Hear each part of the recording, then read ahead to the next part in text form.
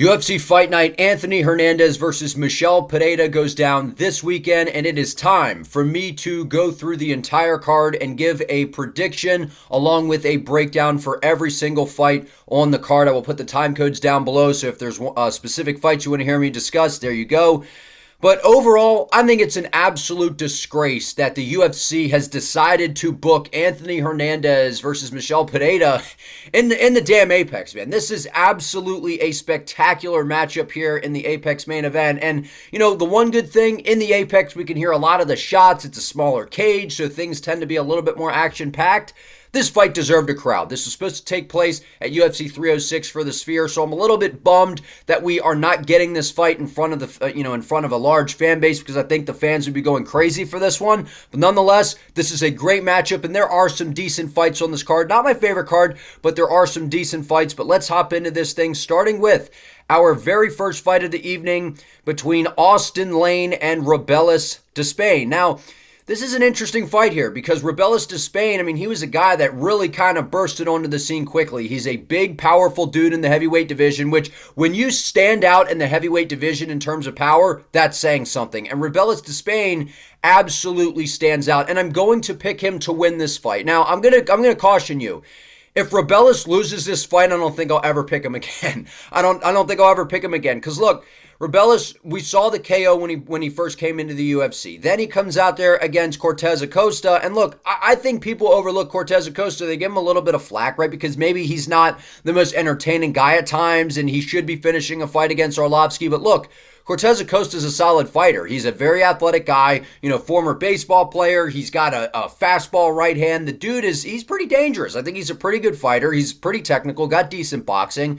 But we saw him resort to the grappling against Despaigne. And that's what concerns me with Despaigne, is not per se that he could probably stand there and strike with just about everybody in the division. I'm not saying he would win against everybody in the division, but when you're that big and you hit that hard, you have a shot against anybody. And he is a little reckless. He is chaotic. He has a weird, funky style. And Austin Lane, he's not that good. Austin Lane is not that good. And I know he's a former NFL player, and he's athletic, and he's a big guy. So if Austin Lane's going to win this fight, he's going to have to resort to the grappling. Does he have the ability to control Rebellis Despaigne for 15 minutes? I don't think so. Not on the ground. And if he can't get a sub, Austin Lane gets tired. He's going to gas, and he's going to be standing in front of Rebellis Despaigne, who also gets tired. So this has the ability to be a very sloppy, disgusting fight, to be honest. But I think Rebellis Despaigne is able to land on Austin Lane early. I think he's able to overwhelm him because we have seen Austin Lane is chinny. And I think Rebellis Despaigne, this is the last hope for Rebellis. This is basically a layup for him to get a win here because he has an exciting style. I think Despaigne gets this one done. But if he doesn't, I'm never picking him to win a fight again. All right, moving on to the women's strawweight division, Melissa Martinez versus Alice Ardelean. I'm going to go with the underdog here. I think Alice Ardelean is able to get this one done. Look, I think Melissa Martinez, I think she's scrappy. I think she's pretty well-rounded. But I think Alice Ardelean coming into this matchup, she just seems like things are heading in the right direction for me. And whenever you see someone kind of burst onto the scene here, they're starting to kind of gain some confidence. Both women coming off of a loss. I always like to bring that up. So it's a little bit of a... Actually, I'm changing my pick here. I'm going Melissa Martinez. I think Melissa Martinez is able to get this one done. And part of that is the scrappiness. I don't necessarily trust either one of them, but I think that Melissa Martinez has a little bit more of a ceiling in this division. I like whenever you get someone where it's like you don't exactly, because I can be honest, I really don't know who's going to win, and I don't care about this fight, to be honest with you, but I do believe Melissa Martinez's scrappiness is going to be able to actually overwhelm Alice in this fight, and if it gets dirty and gritty, I think Melissa Martinez gets this one done. I'm picking her, actually, to win this fight. Moving on, we have Jessica Penne and Elise Reed. So what concerns me in this fight is the age of Jessica Penne. That concerns me in this fight. And whenever you're talking about someone like Elise Reed, who's a little bit younger, they're kind of just now starting to kind of cut their teeth. It usually never tends to end well for the older fighter, but we have seen some circumstances where someone that is a little bit older, like a Glover Teixeira, like a Jan Blachowicz, we have seen where they have success. However, I think Elise Reed has a skill set that's going to be a little troubling here for Jessica Penne. I could see some scenarios where Jessica Penne is maybe able to win this fight, but I'm going to go with the youth in this matchup, and I think that that a victory is going to be on the side of Elise Reed in this matchup. I'm going Elise Reed. Moving on. We have Jocelyn Edwards and Tamiris Vidal. Now, this is an interesting matchup because both of them are coming off of an L, but I think that Jocelyn Edwards, while at times she's a little bit boring, I do think that she's very skilled. I actually think that she's pretty skilled. She's got pretty good striking. I actually like watching her fight. I think that she's pretty technical in terms of the striking. I just get a little concerned with against Vidal here, where I think that the physicality of Tamiris could be a little bit of an issue here. If she decides to resort to some of the grappling, how does Jocelyn respond? Sometimes Jocelyn struggles to get back to her feet. But I am going to go Jocelyn Edwards in this matchup. I think that her striking is a little bit too clean. I think that Vidal, as she's trying to kind of wade forward and close the distance, I can see Jocelyn Edwards landing some good shots in close. She's got the height advantage here, a little bit of a reach advantage, but just in terms of the technicalities, I think Jocelyn Edwards is a step ahead specifically in the striking. I think Jocelyn Edwards is able to get this one done. Moving on. Brad Katona, Gene Matsumoto. I'm going Gene Matsumoto in this matchup. I think he absolutely destroys Brad Katona. Look, I think Brad Katona's a solid fighter. He's a guy that's been on the Ultimate Fighter. He's kind of been around. We know his story. He's kind of been up and down. But the thing with Brad Katona, yeah, he's coming off of a win, but to me, he's just kind of a guy, right? He's just kind of a guy in this division, and I think without trying to be too mean here, I think Brad is a stepping stone for a lot of these guys that are going to be on the come up in this division. I think that Brad's going to be one of those guys. He wins one, wins two here, loses one, and then it kind of almost falls into that Donald Cerrone-like situation where Cowboy would beat a couple, decent fighters and have to fight a up-and-coming contender and then would lose. Or it just, I don't know if that's a great comparison, but it's just, that's kind of what this reminds me of for Brad Katona. I know he only has 3 losses, but I don't think Brad is that great in any particular area. He's decent all around, but he doesn't have anything that kind of jumps off the page that makes it seem like he's some sort of guy in the bantamweight division. I think Gene Matsumoto's dangerous on the feet, the leg kicks. I think Matsumoto is a much more skilled fighter, but again, Brad Katona has a wealth of experience. I know that he only has a few more fights compared to Gene, but Brad's been around the UFC. He's done the Ultimate Fighter. He is not going to, feel the moment where maybe Gene does a little bit more in this, but I think Gene Matsumoto, more technical, better striking, in my opinion. I got Gene Matsumoto winning this matchup. Moving on, we have Matheus Nicolau and Asu Almabayev. I'm going Asu Almabayev in this matchup. Look, I actually kind of went back and forth on this one because I know a lot of people, they kind of tend to write off Matheus Nicolau a little bit. And I do think that Matheus Nicolau, yes, he's had some moments that don't look the best. But I think when you talk about Nicolau, he's a good fighter. He's got good takedown defense. He's pretty well-rounded. And he has shown that he's pretty good in the flyweight division. He's not great. He's not necessarily a contender, but he's kind of right in the middle of the pack in the rankings is where he tends to fit. And I think that Asu Almabayev, he's one of those guys that,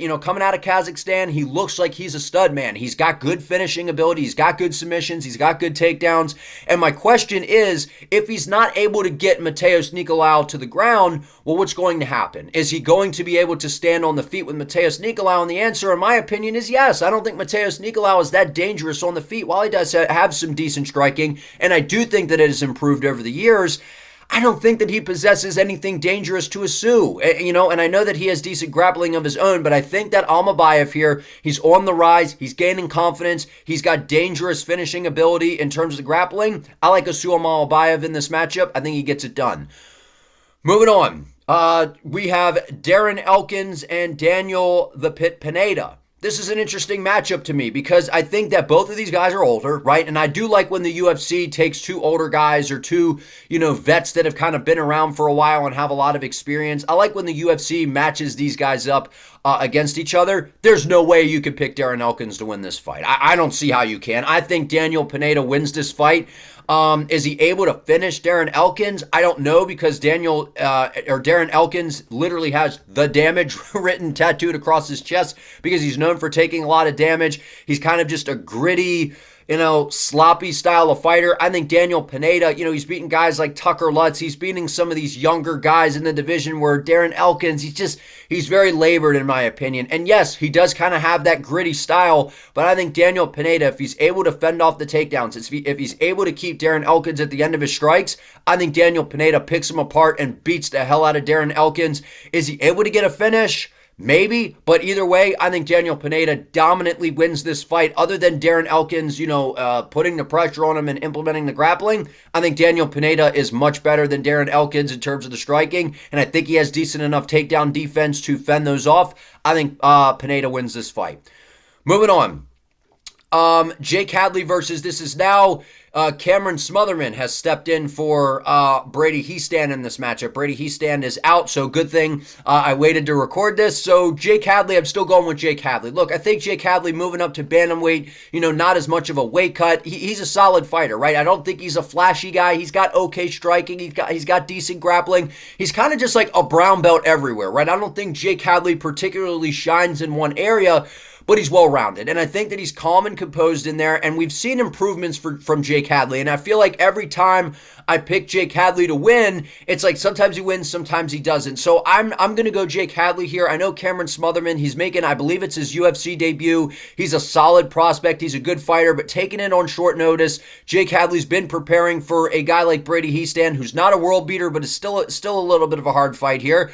I think Jake Hadley's well-rounded skill set is going to be a little bit too much for Cameron Smotherman this soon in his career. I got Jake Hadley getting it done.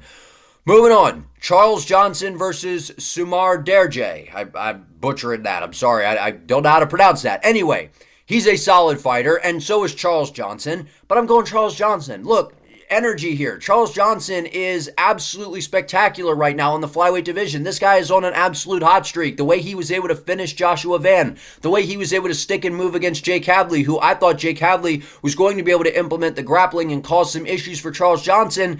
And look what Charles Johnson's been doing. His footwork is dialed in. He's got good speed. He's got good timing. And I think that there's something to be said about being a guy that's kind of middle of the road a little bit, and then you start to kind of find your groove and you find your rhythm, and I think that Charles Johnson has that. He's fun, he's got a good personality, he's got a good fighting style, it's entertaining to watch, and I think that the speed and the footwork and the way that he's just able to fight in rhythm is really hard to deal with in this division. If you're KOing Joshua Van, and we just saw what Joshua Van, against Edgar Chairez at UFC 306, we saw what he's about coming off of that. So, to go out there do that to Joshua Van and be right there neck and neck going back and forth with Joshua Van, who has some of the best boxing in the division. Charles Johnson's dangerous, man. He's a stud. I think he wins this fight. Moving on. Co-main event, we got Rob Font and Kyler Phillips. This is an interesting fight, man. This is a very interesting fight because Kyler Phillips is a guy in the bantamweight division who I think a lot of us are very high on. He's got a little bit of a wild style. He's a little awkward in there. He's got good speed, he's unpredictable, and he's on a hot streak right now. And I think that whenever you see prospects on the rise that are starting to find their groove, he looks like Tarzan, man. He's got the long hair, like Jason Momoa or something with that long hair. Look, he's finding his groove. He's feeling himself, man. He's got confidence. And I think all around, he's a very, very well-rounded fighter. And in the bantamweight division, guys, I've said this time and time again, this is one of, if not the best division in the UFC right now. Middleweight is heating up, but bantamweight in terms of, I'm not saying it's maybe the most exciting. I'm saying skill for skill in the bantamweight division, you can't have holes. You got to be well-rounded. And we've seen in this division, we've seen that a lot of guys that are really well-rounded tend to have the edge. Like we've seen how Corey Sandhagen, he's been able to take a guy like Rob Font to where Rob is uncomfortable, and that is with the grappling. And Corey Sandhagen, he was compromised in that fight against Rob Font, right? And he was still dominating Rob Font in the grappling. And I think in this matchup, it's 3 rounds. I think that Kyler Phillips on the feet, he's chaotic enough. He's going to be able to keep Rob Font guessing. And I think with the grappling, if he decides to mix that in, I think it could be an issue for Rob. The only thing that concerns me, Rob Font's a veteran. He's got good power in his hands. He's got a really, really good jab. He's basically a boxer. Rob Font has very, very good boxing fundamentals.